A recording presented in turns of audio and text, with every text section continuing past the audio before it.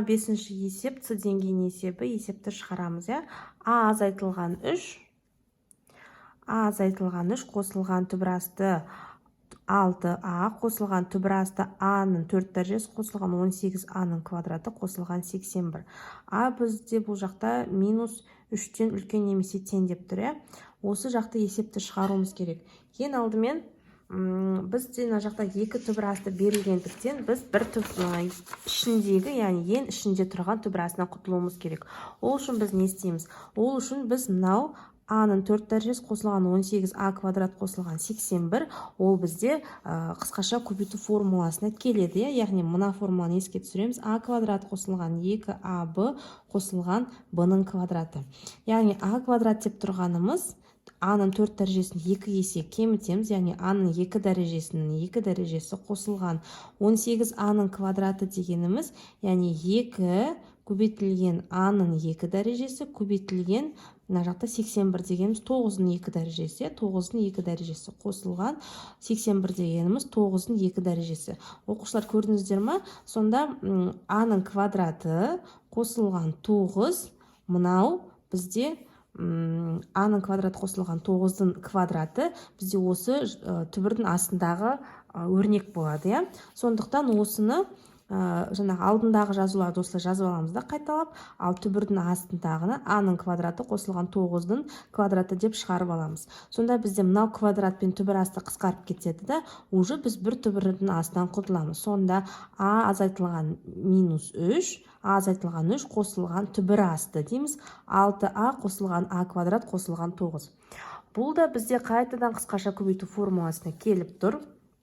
Бірінші екі шетіндегі өрнектерді қарап алатын болсақ, яғни А квадрат қосылған 9 дегеніміз 3-тің квадраты, ал ортасындағы, яғни осы екеуінің А мен 3-тің көбейтіндісі болады. 2 көбейтілген А көбейтілген 3, мынақта плюс, сонда 2-ге 3-ті көбейтсек 6.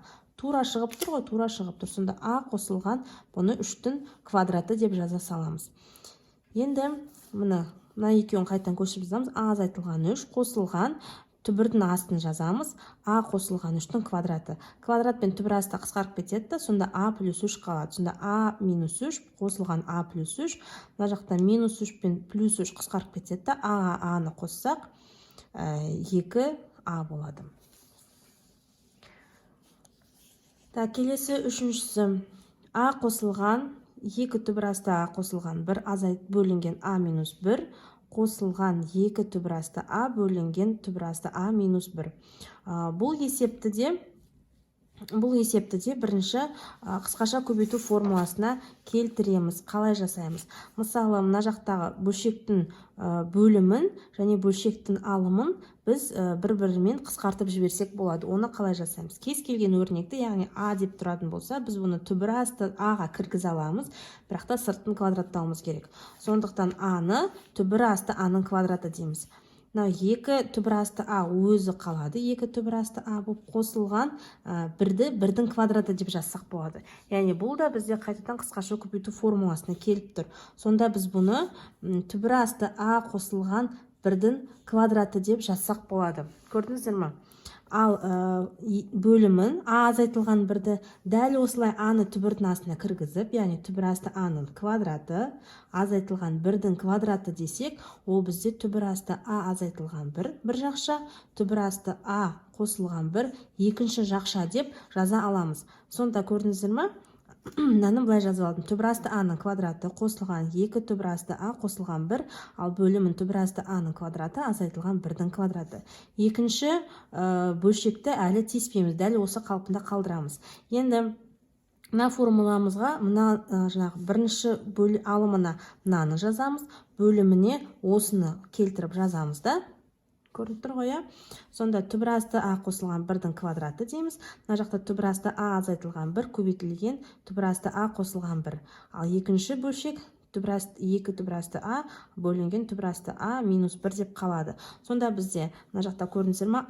Түбір асты А плюс 1, түбір асты А плюс 1 біреу қысқарып кетеді.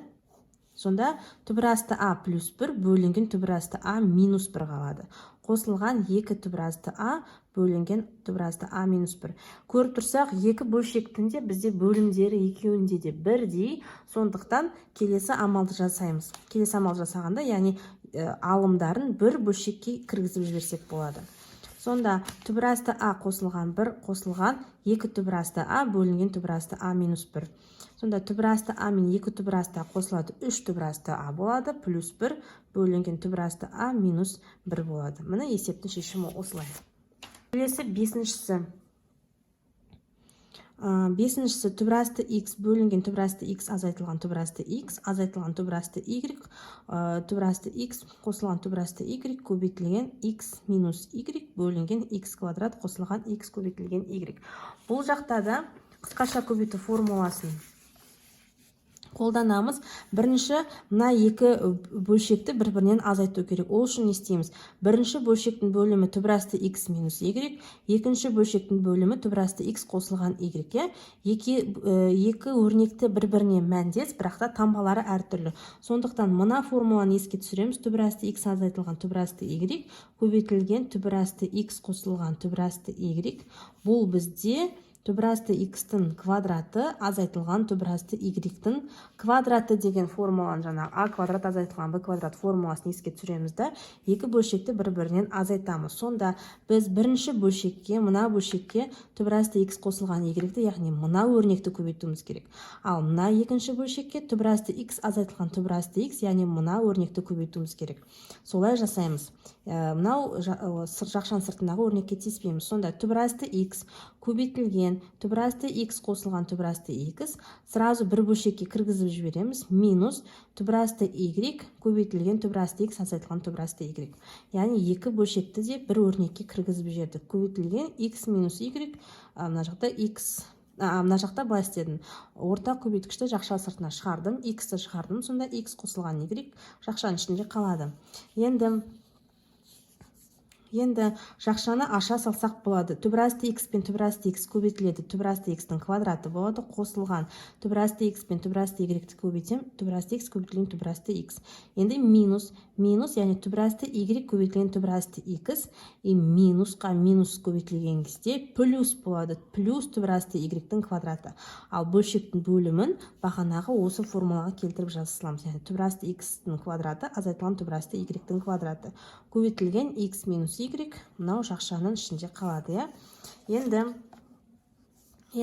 жаңағы түбірасты x-тің, яғни түбірасты x-тің квадраты, мынау квадрат пен түбірасты қысқарып кетеді, x минус y қалады. Мына жақта да квадрат пен түбірасты қысқарып кетеді, y-тің өзі қалады. Мына жақта не істедік? Түбірасты x көбейтілген түбірасты y пен минус түбірасты x көбейтілген түбірасты y екеуі мәндес, бірақ таңбалары әртүрлі болып тұрғандықтан екеуін былай қысқартып жібереміз. Сонда бізде не қалды? Түбірасты x-тің квадраты қосылған түбірасты y-тің квадраты қалды.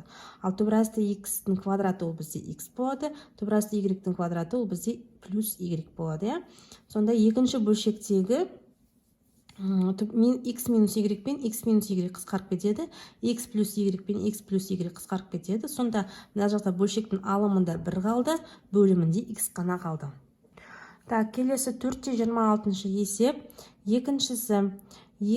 Екіншісі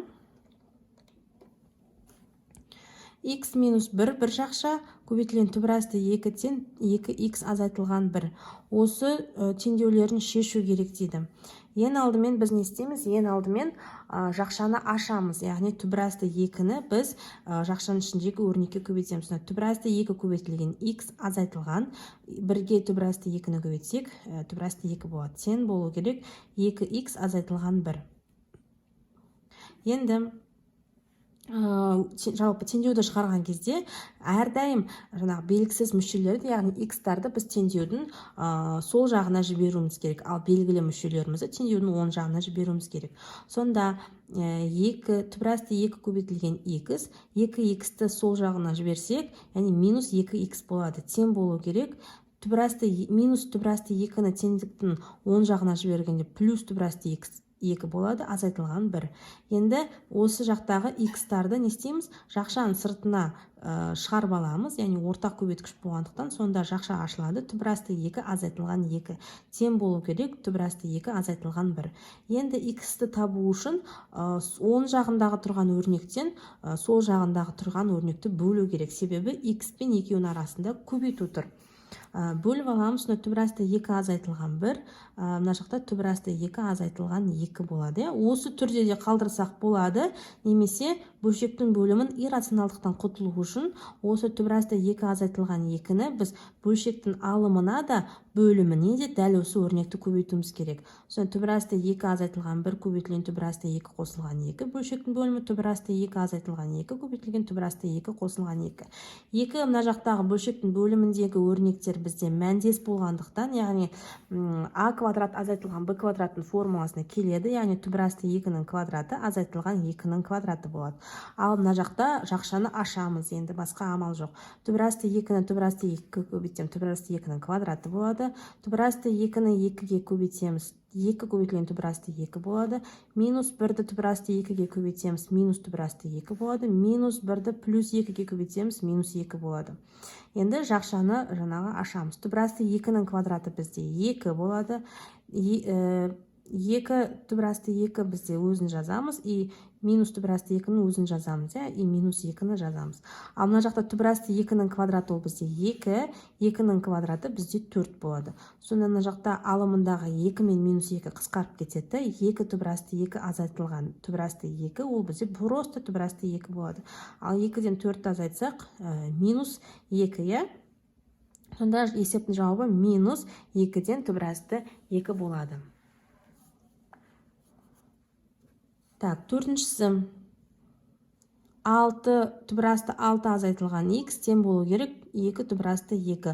Бұл теңдеуді шығарған кезде теңдіктің екі жағында біз квадраттаймыз. Сонда 6 минус x-ін квадраттаймыз и 2 түбір асты 2-ді квадраттаймыз. Сонда квадрат пен түбір асты қысқарып кетеді, мына жақтан 6 азайтылған x шығады, тең болады 2-нің квадраты бізде 4, түбір асты 2-нің квадраты 2. Сонда x-ті табу үшін x-імізден 6 азайтылған 8, сонда x-іміз болады минус 2-ге тең болады екен.